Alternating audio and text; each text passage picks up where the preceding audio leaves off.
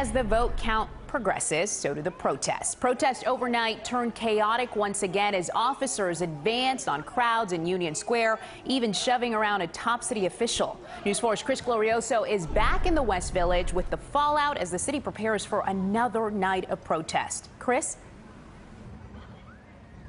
Well, the city's public advocate, Jumaane Williams, was one of the people in that tussle with police last night. He says he came out here to try and make sure that he could help de-escalate the situation, but instead, he says he saw police using too much force. If there are further demonstrations tonight, the public advocate is calling on both the police and protesters to keep things not mostly peaceful, but completely peaceful.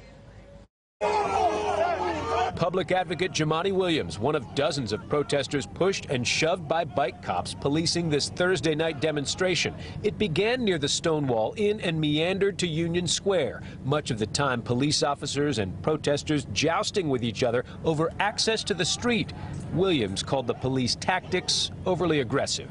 The aggression always seems to be much more than needs to be at any moment in time.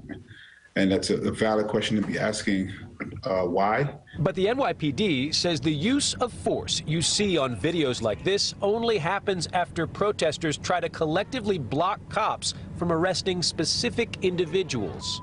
When somebody throws a rock, throws a bottle, defies a lawful order, and police move in to arrest that person fights the arrest. At that point, a number of people emerge and try to pull the person that is the subject of the arrest back into the crowd and end up physically struggling with police. It's being exploited by creating videos that are then labeled about police attacking peaceful protesters.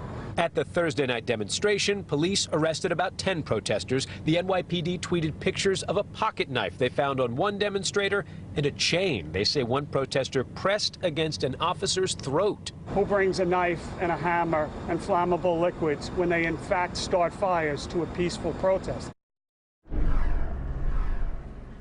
Police said the person found with that chain would be charged with criminal possession of a weapon, assault, and attempted strangulation. As for plans for demonstrations tonight, there's nothing public at this point, but as we have learned, these things sometimes bubble up organically without much notice. Police say they are ready. For now, reporting live in the West Village, Chris Glorioso, News 4, New York. Okay.